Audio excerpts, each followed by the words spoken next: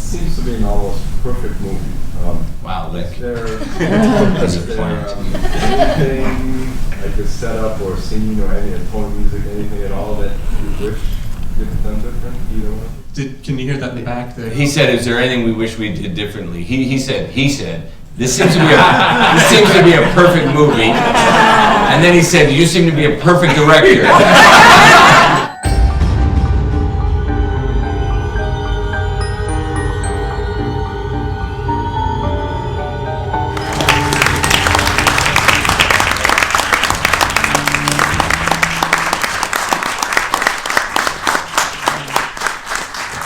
Everybody, my name is Jim Hemphill, and the guests first to my immediate left is Director of Photography Lawrence Sher. And next to him we have co-writer, producer, and director Todd Phillips.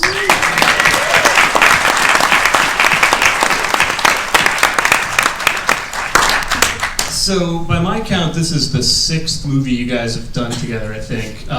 So I'm curious what your initial conversations are like. Todd, how early do you bring Larry into the process in a movie like this? Do you talk to him when you're writing it? Do you wait until you're done and just give him the script? What were the... I think I tell him what we're writing about, but I show Larry pretty early drafts. I don't know about the very first drafts. We write a lot of drafts. Like anybody who writes in the room is probably...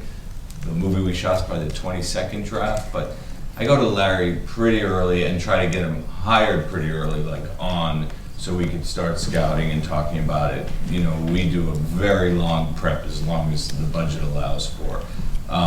Because I've learned working with him for so long, it's just the more time the better, the more it can get into his blood and sort of run through him, and the more conversations we could have, the more helpful it's been. So Larry, what was your initial response to the script? I mean, did Todd tell you anything to kind of, you know, when you went into it, did you know what you were getting into, or was it just, here's my Joker origin story? I mean, you know, how did you come into it? It was really not a lot outside of, I think I got this really cool idea about how to use the sort of the IP and the legend of sort of Joker, but do it in a way that's a character study. And that's kind of, I feel like, all I knew before he sent me the script. Because I remember I was in Atlanta when we talked, and I was just blown away. I expected a lot, because you know, everything he writes is really good, and even the movies that we've taken over, I never really consider them a script until he's done a pass on them, you know, like, and so I know this was one that he was writing from the start, as opposed to finding a piece of material like he did maybe with Hangover and Due Date, and then shaping it and making it himself. But yeah, I was super excited, because obviously it reads much like the movie on the page, very visual, super complex in terms of the character study, and so it just immediately got me really excited. It's kind of interesting, because I've seen the movie a bunch of times now, and the first time I wasn't really thinking that much about it as a DC Joker movie, but now as I've seen it a few times, I mean, there actually is like a lot of stuff in it that connects it to that universe, and I'm curious how you approached kind of reverse engineering the Joker character. Like, what were you looking at other movies, at the comic books? Like, where did you take the things that you took from that, and how did you decide which elements you were going to use? We really were able to just kind of cherry pick what worked for our story, but it was exactly that. It was backwards engineering. So the goal of the whole movie was to make a comic book film that we ran through as realistic a lens as possible. So things, what do we know about Joker? Oh, Joker has this laugh from the comics or even the movies. He has this laugh. Well, why would he have that laugh? Okay, maybe he has a condition. Joker wears white paint and, you know, green hair. In the comics, he fell into a vat of acid and his skin turned white. That didn't feel real to us, that's not what would happen if you fell into a vat of acid. So, oh, maybe he does it because maybe he's a clown and that's his look. And it was just this sort of really backwards engineering of all the things that we wanted to, all the big things that we all know about that character Joker that's been around for 80 years. But we found the one thing we didn't do was really look back much at the films and even the comics. We really just took the surface things we knew. We didn't want to look back at the films because it would have been paralyzing to us. to look at Nolan's films or Tim Burton's movies and just be like, how are we even going to step into that arena? And I know Joaquin didn't look at the films for the same reason. He didn't want to be in the shadow of Jack Nicholson and Heath Ledger and Jared Leto. I mean, even what he did I thought was different but equally radical. So all of us just chose not to look back in that way. So Scott, going back to the script, we just decided to go on what we really knew from the memory of Joker and what we knew about him. So you mentioned having a lengthy prep. What were the first steps for you guys once you read the script and you were on board? What were your initial conversations like in terms of figuring out if there were any kind of guiding principles that you wanted for the visual style? I mean, early, the only thing, whether it's a function of the fact that we've done 6 films together or even like in the early stages, I think our conversations are pretty short and often like one thing. Like I think after reading it and talking about it, we both, like we'll hit on something that has nothing to do with big, it's big, but it's like, it feels like 185. We're like, totally, it feels like 185. So like, mark that off the list. And then he's like, and we're gonna 100% shoot film. And I'm like, done. And then, and we shot digital. But no, and it's 2-4. Yeah, exactly. But so like that was like, and then it was just like, listen, it's a character study, and it was early enough. And I mean, this was maybe a full, almost a year before we shot. So at that point, it's like me just sinking in and dreaming about it and thinking about things. And sometimes, like Todd will just say one thing, and then that'll just begin an entire process in my brain, kind of scrambling around with that for a little while. And sometimes, like he said something about, I feel like there's a certain sense of, this is about the two sides of ourselves and the shadow side and our, sometimes is the shadow leading us or are we leading the shadow and blah, blah, blah. And he just said it kind of offhandedly, and then I wrote like a whole manifesto email to him, and he's like, Jesus, that sounds so film schooling. And I was like, right, okay. It won't, but I think that's even probably similar to his process or even an actor's process when you really try to get cerebral about it. You don't want any of that to show up on screen. You want it to be, we always drive everything from a place of like, not really showy, super subtle and realistic. And anytime something feels too self-conscious, we get really, it just stands our hairs up on our head and we just go, no, let's not do that. But it was like, at the very least, in the same way as I prep anything, I'm still trying to build an arc visually, whether it's through like some lighting notes and things like that. So that shadow idea still existed for me, but it just did it in subtle ways that was never really that transparent, hopefully. But it helped guide decisions as the movie progressed, and when you're shooting a movie out of order, it helped like at least define maybe a direction in each scene we could go with the lighting. Now, I want to get back to a couple other things you said there. One was the whole thing about shooting 185, because if my memory is correct, I think like all the Hangover movies are scope, but I think pretty much everything. All of them were spherical 239. So I'm curious, is it just purely intuitive, or were there sort of intellectual reasons behind why you guys thought this one should be 185? I mean, for me, it was a reason that every movie we made about a group of people, and this was a movie about one guy. So one guy just felt more right in 185, and also the vertical world of Gotham felt more correct. So I think that was the first instinct was, Hangover, there's 3 guys in the frame, you want to go to that wider frame and fit all 3 in a 3-shot, but for this there's so many singles. Joaquin is 98% of the movie is Joaquin Phoenix, so it just naturally felt, although I had not shot 185 ever except my very first movie. I had always said to him, we're never shooting that, I hate 185. And then I said, I think on this one we should do 185. I know, I felt the same way without even talking. So in that regard, it was good because it wasn't like, it both came to us, I think, in that intuitive way of like, it just felt like what the movie should feel like. Maybe it's also, I don't even know if I went back to some of those early character studies in the 70s and 80s, if they weren't, Lumet movies, they weren't a slave to this like, widescreen format, which I love, of course, but they weren't as adhering to that as we are now, in a way. And you also said, that you guys initially were like, oh, it's going to be on film, and then shot digitally. Take me through the process of like, what were the conversations like talking about shooting on film, and then how did you end up doing large format digital? Yeah. You want me to take it? Yeah. I mean, I can do it in the way that I sort of saw, which is we were shooting 35, we were testing it, and we were doing all that. And I think a little bit of a combination of, one, I had a really good experience shooting the ARRI 65 and Godzilla, and understood this kind of, I think, well, I'll take you back to one of our also early discussions was, let's shoot 70 millimeter, like let's shoot large format film. And so I think we got kind of talked out of it by the studio because of cost and the fact that we were shooting in New York and the labs in LA, and things that even on a movie this size, which is not huge, but it's also not nothing, it still mattered enough that they basically took me in a room and slapped me in the face and stopped talking to Todd about shooting Large format film. Yeah, they were like, stop talking about it. It's not going to happen. We just said Wonder Woman can't do it, so you're not doing it either.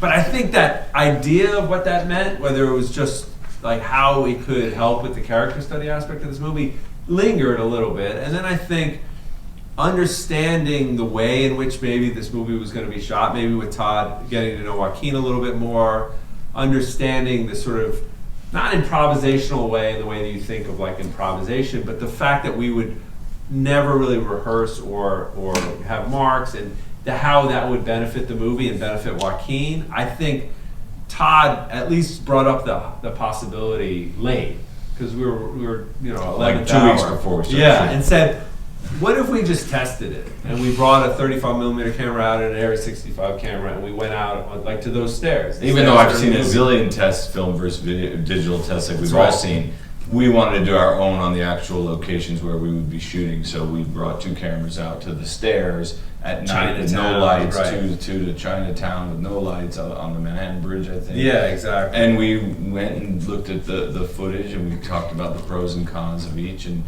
that was really where we decided, okay, we're going to go with this large format digital. The large format really is what convinced me, I have to say. If it that pushed it over the edge. That pushed over the edge, those ability with the depth of field, the lenses that we were able to get and use changed everything. So that really was the deciding factor.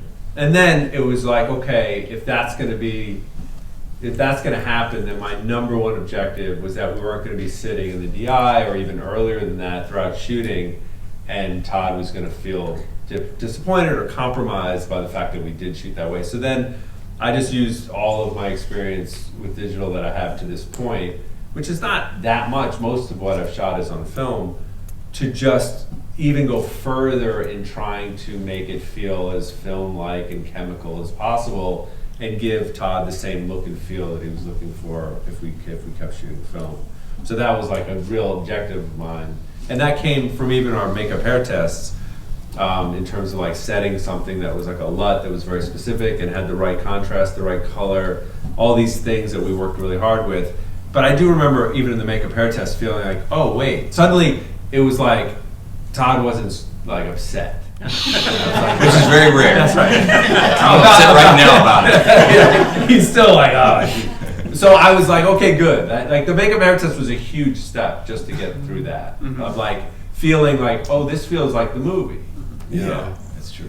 And what did the large format give you in terms of the close-ups? Because I feel like this movie, there's so many great close-ups of Joaquin, and there's something, I can't put my finger on it, and I'm not a technician, so I don't know exactly what you did, but there's just something so intimate about the close-ups. I mean, does that come from the lenses you're using? Is it the large format? How do you achieve that? Well, inherently, the biggest benefit of a large format is that suddenly you now can be proximity-wise 2, 3, 4 feet from an actor, which has a psychological effect on the audience.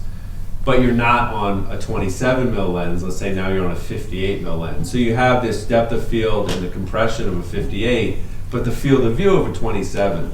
So suddenly, you're not having this really narrow, compressed sort of thing. You're actually getting him in his world, and you're able to see the world around him. But you have almost this like live 3D. It's like just natural added 3D. a level of intimacy to the movie, I think, that really put it over the top for me once we started getting into the nitty-gritty of the benefits of it, right? Yeah. The intimacy is, I think, really what it felt like. And I think that intimacy is also just proximity. And that's the big thing, is suddenly you're not on an 85, 6 feet away, but you can be, to have something that feels a bit more compressed and not wide lensy, because we're not super into that feel. So I think that already gives it a quality and an intimacy that I think is subconscious to the audience, but has a real effect.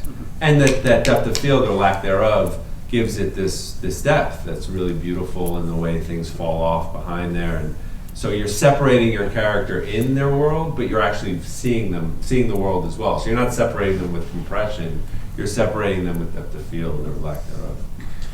Something that I think is pretty consistent across all of your collaborations, but especially in this movie, is the performances are always really, really strong. And I'm curious, what kind of environment you guys try to create to facilitate the best work from the actors? Like you were sort of you mentioning that you didn't have marks for Joaquin. I mean, what other kinds of things did you do, and how did the way Joaquin worked sort of inform what the visual style of the movie ended up being?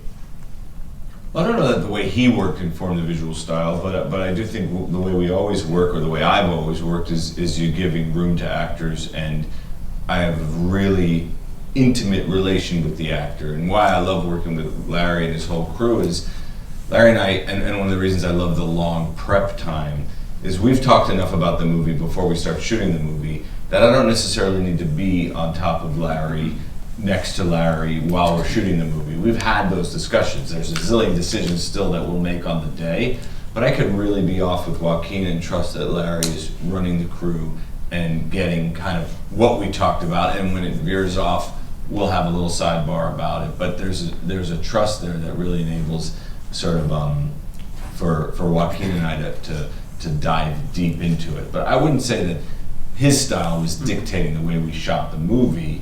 We just always tend to leave it a little bit free for the actors to kind of feel their way around. Does that make sense? Yeah, and I think in a way, like making this movie was not that different than the 5 previous movies. It was a progression to that, and maybe Joaquin, both the character and the way he also, I think, got into our style of filmmaking, which is involves, let's say, shooting a master. And we love shooting things from top to bottom. So every piece of coverage we'll do, we always shoot the whole scene, right? Because in doing that, we're not just picking off this shot, then equals that shot next to this shot.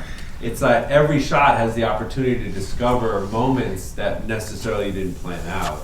And so my number one objective, and we've just come to do this for each other, is if we can get the master and sort of figure out what the scene is, then all the coverage we try to shoot as quickly as possible with the least amount of time in between, so that the rhythm and the energy of whatever we've discovered carries on as fast as possible. And so a lot of it is just about lighting the space in a way that we can shoot as 360 as possible, and then just giving the freedom so that he can change things on a dime, and it's not going to disrupt the entire apple cart and suddenly be like 4 hours in the trailer while we wait to do something. So it's really about shooting quickly, which we both like to do. Todd doesn't like too long days, which we love, and he likes to shoot quickly. I think the amazing thing is, in a world in which there are literally planned 3-4 weeks of reshoots on major movies, we've done 6 movies, we've done 2 additional days of photography. One was to shoot like literally establishing shots. I see it as a sign of failure. I think it's amazing. I can't. No, meaning a sign of failure to go and have to do reshoots. Oh, I see what you're saying. So I just can't do it. But it's like it mentally kills me. Like to call the actor up and go, "What are you doing in March?" After they've already been done. But more so, even I do remember, because we shot this movie in a couple days less than what they had sort of initially said, or what we initially had. But he did make a real point, which is in the last 2 weeks of shooting, is that there will be no reshoots on this movie because there's no way Joaquin loses that weight again. And then that was the other way. And I went, oh my God, you're absolutely right. Like, even if you wanted to, this is like, and then it became like anything we even thought of, we had to do in the time we had left. Yeah, that's true. Yeah, so this was a specific, unique situation because I knew he was never going to lose that weight again. Well, I wanted to ask you, Todd, about the editing process, because today I was watching the Blu-ray of the movie, and there are these sort of montages of just footage of Joaquin where it seems like he did a lot of different kinds of things. Like, it seems like for everything you guys had, there were a lot of different takes, a lot of different ways he would play it. Yeah. And I'm curious how difficult that made the editing process, and how much how many things you had to try to get to. It didn't make it difficult. I mean, that's like an embarrassment of riches when you have an actor give you something 6 different ways, even just a line. I think the thing on the Blu-ray is him coming out of the Murray curtain, and we show like 13 different takes of it. But to me, that's a great thing, because now we have 13 ways to play with it. It does make you think there's probably mathematically 1 trillion different versions of this movie with somebody like Joaquin. But I'm also kind of used to it with a lot of the comedies I'd done, Will Ferrell, Zach Galifianakis. It's the same kind of thing. They don't necessarily do it the same way over. There's room to try stuff. So I don't know that it makes the editing harder. In a weird way, we just have a lot of stuff. I mean, you do have to go through a lot, but it's generally with Joaquin, it was all pretty interesting. So to me, that's what the director's job is, right? You're just the balancing, you're the purveyor of tone. So it's about, Joaquin might think this is cool in this scene to try it this way, but now that you're putting it in order, you realize, oh no, that's way too much for Arthur at this point in the movie. But it's not Joaquin's job to think of that. That's why you're there directing it, So you have to protect the actor in that. While something might be great, it's just not where Arthur is yet in the movie, And did you have a pretty firm idea of what the tone was going to be right from the beginning, or did it evolve? Did it get either darker or lighter than you thought it was going to be? No, I mean, the tone is the one thing. When I thought of the idea of the movie and started writing it, the tone has been pretty consistent throughout, which is bleak. But everybody says it's such a nihilistic movie, and I go, it's the movie's not nihilistic at all. It's actually about it's the outcome of living in a nihilistic society. It's not the movie isn't really nihilistic. It's just this is what happens when society is nihilistic. Yeah, well, it's an interesting movie because, like a lot of period films, it's both about the time in which it takes place and it's about now. And I'm curious, why did you set it in 1981? And I know it's Gotham, but it's clearly New York. So why did you set it in 1981 New York? Well, for a lot of reasons. I mean, one of the big stumbling blocks with the studio was one of their big resistances to the movie was, well, it's going to complicate other things we're doing in DC. So one way, which was totally mercenary, was just like, no, this takes place before everything else. It's an alternate universe. It's 1981. So this is not about Suicide Squad or even Nolan's stuff. This is its own thing. Another reason is I hate technology in films. I hate cell phones and things. There's simple reasons of just like, let's just set it in the past and we can deal with a lot of nonsense. But yeah, it takes place in 1981, but we wrote it in 2016 and 2017. So clearly, it's to me, movies are often mirrors for what's going on in society. So while it takes place then, to me, it's very much about what's going on now. And my theory is Reagan decimated the mental health in America. But he did. I mean, he did in the 80s. Yeah. So that's what I like to believe. Well, also New York in particular, 1981 was the most violent year, right? It was a rough time in New York. Yeah. So there was a lot about borrowing it, but that was the main reasons. Those were the main reasons. I think we've got time for a couple of questions from the audience, if anybody has any. This seems to be an almost perfect movie. Wow, Is there anything like a setup or scene or any tone music, anything at all that you wish could have done different? Can you hear that in the back there? He said, "Is there anything we wish we did differently?" He said, "This seems to be a perfect movie." And then he said, "You seem to be a perfect director." Is there anything that you wish you did differently after watching it? I don't know for you. Is there stuff that you look at on your end? No. I mean, that's always been my thing. Is I try to there's 4 or 5 scenes I hate, and then it's each movie I try to get that down to the fewest. I don't really have as many. Yeah, I mean, to be honest with you, there is a lot of stuff I think we did wrong that we cut out of the movie, or that just didn't fit. Again, that progression of tone. The movie's a slow burn. I mean, it really is. We started at 0, and what's great about Joaquin is where he ends up in the movie, but it really goes from 0 to 11. His character, but over 2 hours of the movie. So it's one click at a time, point 1, point 2, point 3. And so some of that stuff we cut out just didn't fit the slow burn of it or something. But there's nothing in the movie that drives me crazy. There probably is, but I can't think of it right now. I haven't seen it in a while. I haven't seen it since Venice Film Festival in August. And so I don't. There's one thing I had. No, and it's more like that thing of like you wish you could have the alternative like thing is we never talked about the other movies. We never talked about comics at all. And I think because the only real remnant of like connective tissue is the alleyway. And I remember we were like, oh, we got to do this alleyway scene. It's like in every one of these movies. Maybe we should watch those. And I remember I watched like a compilation on YouTube, and I wish I hadn't. Oh wow! Because the movie, I like the fact that we weren't really influenced, except in our memory of what Nolan did or the other ones did. But that one I had actually seen it, and then I was like, oh, the fucking pearls and this. I mean, I still like the scene. Well, we did that intentionally. Yeah, I mean, exactly, that was right. also intentional. The close-up of the pearls going, that is the thing from, you know... That we knew we're doing it so that we Right. can basically, that's the one tie-in. Right. But I wish I almost hadn't looked at any of them on Right. YouTube. That's again, it's mild only to know like what would have been different, if anything. Maybe not, you know, just having that influence at all. Because otherwise it's pretty pure. Yeah. Nobody asked that. I've been in a lot of Q, nobody's asked that. Right. But this is also a more technical crowd, right? I hope we didn't bore everybody with all that 185 talk about this. We're at ARRI, so I feel like we could do that. This is different crowd than usual. Yeah.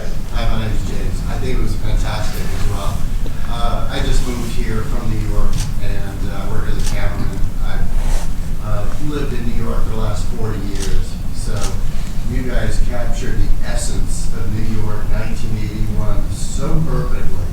The subways with the lights blinking on and off, the graffiti, and Bernard Getz. I think there was Oh, yeah. that was a very Bernard Getz scene. Bernard Getz was a individual like He was a subway vigilante. yeah. Yes. Google it. Some people picked on him, and he pulled out a very big gun and just started shooting.